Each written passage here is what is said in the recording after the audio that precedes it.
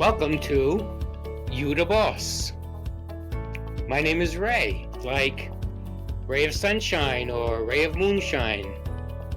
Before I became all bright and shiny, I took a shocking nosedive into the big black hole of the soul. My stunning and horrifying story is about circumstances that catapulted me to the very gates of hell. I roasted there with contempt. I was welded in that dark place, not for all eternity, but it sure felt like it. To set the stage, I'm going to tell you about The 33. It's a riveting 2015 film starring Antonio Banderas, based on the true events of 33 miners who were trapped at the bottom of the San Jose mine in Chile for 69 days. The details of my story are not about mining, but I too was powerless and stuck at the bottom of a desperate pit of helplessness for an arduous and agonizingly long stretch. For them and for me, the battle and the torment were unimaginable. Like them, I had rescue angels up there who remained uncompromising and tireless. Maneuvering the darkness was exasperating, but dedication and determination prevailed until, just like in the film, I broached a liberating passage. While my story and the 33 both portray disaster survival, mine is focused on an alleged crime. My version centers on a capital offense of an extraordinarily unsavory nature. That particular feature might make it difficult for some folks to eagerly snuggle up to. It definitely did for me when the events first occurred, not long after the turn of the millennium. There were gobs of flies on the grapevine wall who couldn't so much as tolerate the sight of me. Their only option was to flick me away. Exactly what might happen in a nose-picking expedition. Yep, you heard me right. This story, which encompasses nearly a decade and a half, is what I refer to as a Martian moment. A Martian moment is when you discover that you have been abducted by Martians. If you're one of those types who don't believe that Martians even exist, then it's outside the scope of probability or possibility for you to imagine. In the unlikely event that the improbable or impossible event was to occur, the experience could be described as mind-blowing. Mind-blasting might actually be even more fitting. This monumental moment of mine would be more like if you took 10 Martian moments and roll them all into one enormous, yucky blob of astonishment and discontent. Not in 1,000 years could I have imagined being dragged down into that gruesome and grueling cavern of agonizing devastation. The details might be more mind-blasting for some than for others, and I get it because starting with the very first trickle in the news, it was mind-blasting not only to me, and not just to a handful of people, or to a few hundred people, or even to a few thousand people. It was news that shocked the people across the street and millions of people across the world. Not a living soul, though, could have possibly been more stupefied than I was. When that syrup hit the fan, with the exception of a handful who stood by me, most of the world's inhabitants flicked me far and furious. Consolation comes for me in one of my favorite quotes by Dr. Seuss, right here.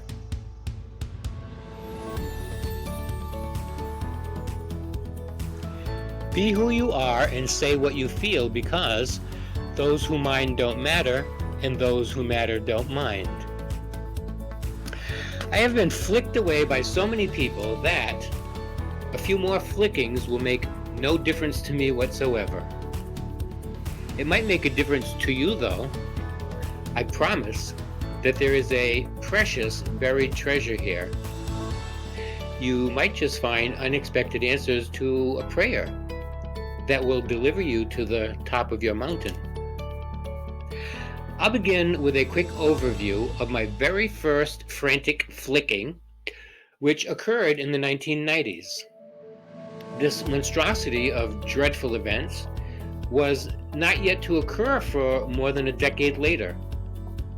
That sounds screwy, but it'll soon become clear. I was living in the Berkshire Hills of Western Massachusetts, and I had a friend named Rose. She was around 20 and I was pushing 40. We shared similar interests. I had a fascination with oracles and modalities like tarot cards and I Ching. Books on New Age and metaphysics filled my shelves. I delved into astro travel and channeling by beings from other dimensions. Cassette recordings of Abraham Hicks seminars, which was in its infancy then, were my every spare second go-to. I was thrilled to discover that Rose was a palm reader. At my very first reading, she starts out by commenting on my long lifeline, and then she tells me that I'm soon to meet someone and fall in love. I had recently been divorced from my son's mother, so I was soaking this up like bread and onion soup. And I did meet someone a few months later. Here's a picture from our wedding. Can you see that? That's Sid. Some of you might recognize us from our debut in the news several years ago. We were together for 17 years before Sid got cancer and crossed over in 2015. Suddenly, Rose stopped. She's staring at my hand for the longest time. And finally I said, "Is something wrong?" Her face was as white as her shirt. Quietly, she announced, "I'm done." And I said, "What do you mean?" "I can't continue," she responded. Then she gathered up her stuff and left. We haven't seen or spoken to each other since that time. Nearly 3 decades later, finally, I realized why she was dumbfounded. How could she convey to me what she herself couldn't fathom? How could she expect me to believe her account of my 10 Martian moment, which hadn't even yet materialized? Most of us can identify with episodes involving heartache, loss, betrayal, lies, animosity, deception, ridicule, disrespect, depression, abuse, disgrace, bullying, bitterness, and resentment. Every one of those components were front and center stage in my saga of sorrow, which slammed me out of the ballpark of sanity and sent me wobbling through the outer banks of discontent and discombobulation. That's a knock at my front door. It's 3 o'clock on a gloomy Friday afternoon in November of 2007. I'm at the kitchen sink, rinsing out a chicken. On the way to answer the door, I peek through the window. There's a bunch of cruisers in the driveway and a whole pile of cops at the door. And I'm thinking, what could it be? The last time we had a cop at our door was a year ago, when the neighbor's house was burning down. They were telling us to evacuate. So I go over and open the door, and they come swarming in. They spin me around and they slam handcuffs on me. Then they cuff Sid. And they're saying, "You have the right to remain silent." And I'm saying, "What's going on? What's this all about?" They all go frantically searching around, then drag us into the cruiser and down to the police station, where they deposited us into a cement cell. I had no idea what the charges were or what to expect. I might as well have been abducted by Martians because that's exactly how familiar it all felt. Then we get transported to the state prison, where we met with a public defender. She said that we were arrested for first and second degree child molestation. These were charges alleged by our adopted children. I could fill volumes with details about the details, but the concise version is that they were angry and they sought to get even. Well, DCYF grabbed the reins.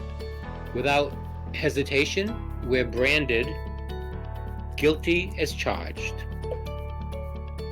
Instantaneously, we're labeled pedophiles. We're now considered to be dangerous sexual predators. No judge or jury or trial required to determine our guilt because half the people on the planet already have. Before my lawyer had even introduced herself to me, the news was inundated with our faces and our horrific crime.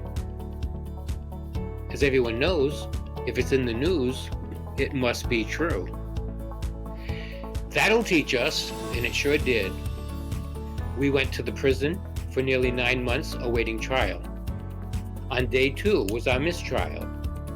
We were unjustly convicted on several counts of child molestation and sentenced to 13 years.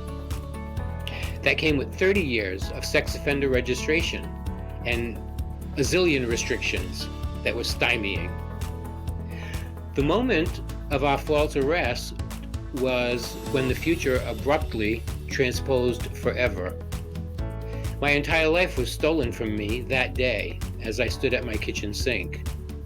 Instantly, no more house. In a flash, no more job, no income. Immediately, the motorhome, car, truck, Jeep disappeared. Status in the community? Oh no, not when you're a dangerous sexual predator. Savings account? Say goodbye to that. Future? Forget it.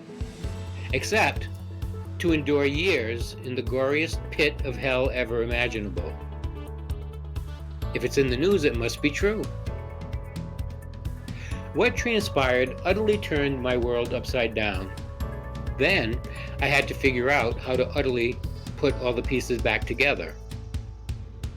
At times it felt hopeless and I wanted to quit trying, which I did repeatedly.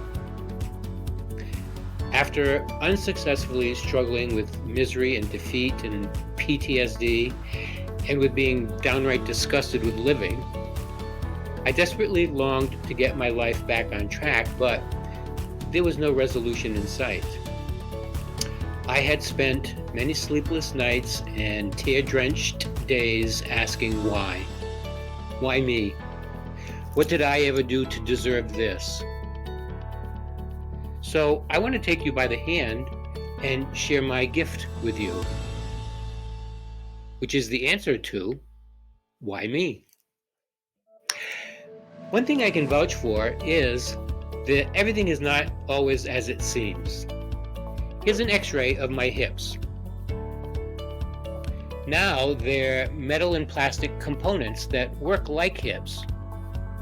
I had my third hip replacement surgery after I got beat up in prison, which is when that x-ray was taken in 2009. It illustrates the concept that we don't know what's going on inside of people. This x-ray represents years of difficulty. You don't see that when you look into my eyes or sit near me on the subway.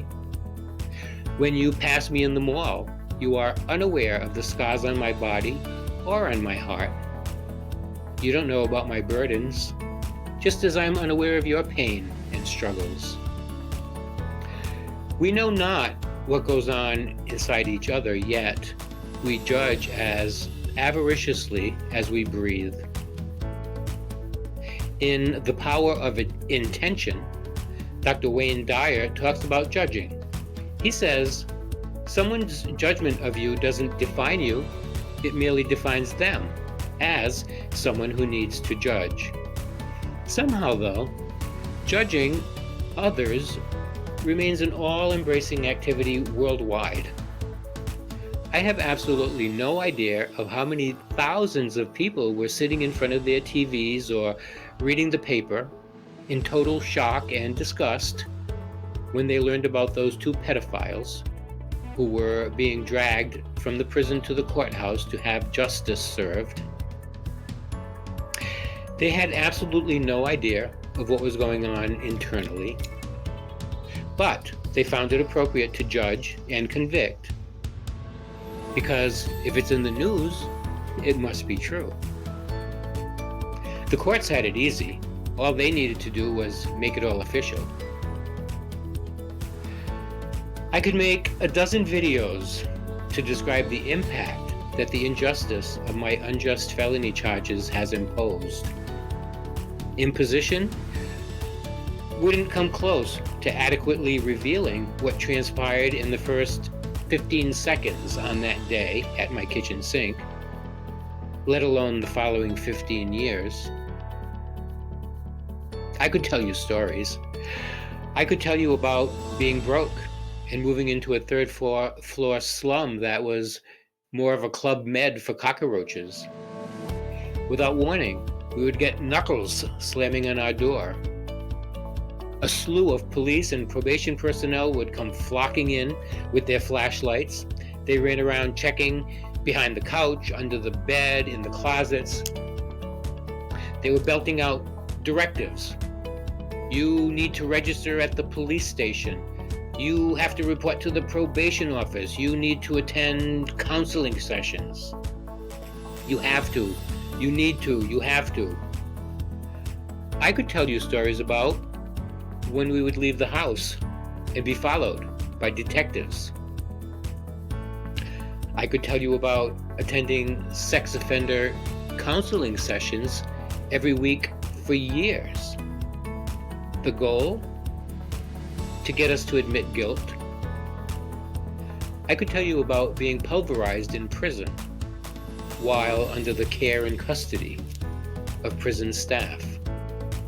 I could tell you about daggers, the ones concealed by inmates, and the glaring daggers of disgust that came at me from individuals who I've known for decades, and from stockpiles of strangers in every unpredictable situation imaginable.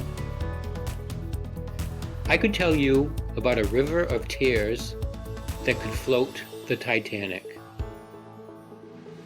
Or I could tell you how it is that I managed to rise above those monstrous Martian moments.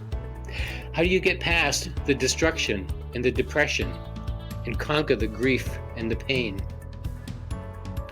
It begins by deciding that you're the boss. You decide that no one is going to hold you captive. After I got locked in prison, I locked myself into the prison of helplessness, of despair and hopelessness. For the first time in 50 years, there was not so much as a pinpoint of light at the end of my tunnel. Emergence into the light starts by desiring something different than crappy. The reason we are given the gift of crappy is to defeat it. Change is only uncomfortable until it becomes comfortable, but crappy stays uncomfortable no matter how comfortable we get with it. At first, I learned disassociation, then distress. Then I learned to hate. I learned anger, resentment, and intolerance. When that finally became miserable enough, I decided that I had a choice. The message was faint at first, but it was unmistakable. You're the boss. I churned and I turned disaster into an appreciation for the opportunity to expand. I churned and I turned that appreciation and allowed it to blossom into blessings. I figured out why this happened to me or for me, to learn loving and love living. When I learned to forgive is when I figured out that this all happened for me to unfold and to find empowerment. I learned to love me, and then I discovered how to love others. Maybe it was the other way around, but either way, it emerged from learning to cherish and respect shadow. Often we equate shadow with crappy. From a new and inspired perspective, we can figure out how to churn and turn crappy into blessed change. That process doesn't happen in an instant. At least it didn't for me. But the instant that it began happening was the instant that the little voice inside my head told me, "You the boss." I figured out that hurt people, and I didn't need to take their attacks personally. I developed compassion for my aggressors, and I learned how to embrace their frailty and mine. I decided that no one is going to decide that I am less than. Nobody determines that I am unworthy. No one can dictate that I am undeserving. I didn't have one or two people to forgive. There were too many to even count. I didn't know where to start, so I started with me. I started by forgiving myself for punishing me for so long. I don't look back with regret for abusing myself during all those years, because the bottom line is that it took what it took to get me to the point of emerging. And besides, what would that accomplish? Feeling crappy again?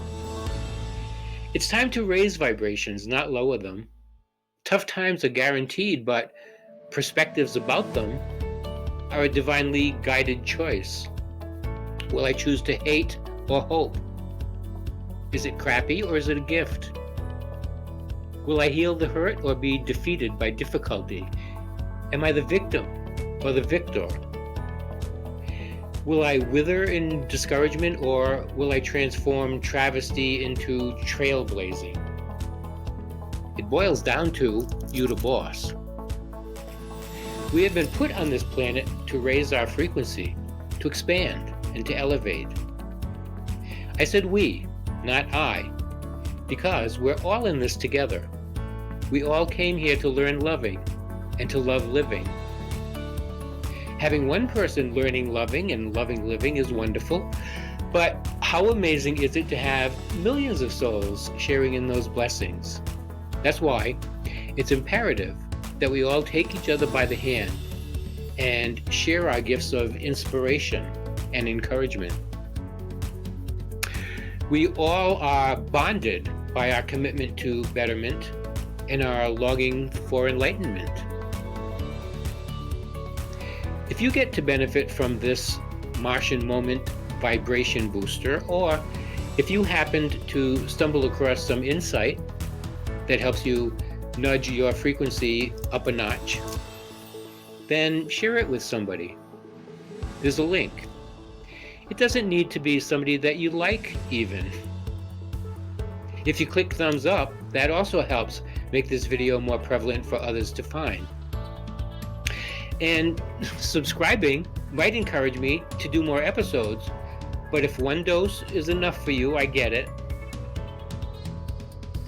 I'm sharing my lessons in love to help heal hurting hearts. I'm asking you to take the torch and touch another healing heart. The goal is to propel the planet to vibrate at a higher frequency. The higher the vibe, the more the magic. The more the magic, the more the miracles. Don't you just love miracles? You can never have too many of those babies, right? The more the miracles, the more of us attaining mountaintop status. Now is the time for awakening and ascending. From where? From the dreadful pit of stagnation and hopelessness. The tragedy and the transcendence in my saga is a metaphor for what is occurring on a global scale at this very moment. Hope for a bigger, better, brighter future comes by partnering with each other and with the conviction that you the boss. Thanks for being with me.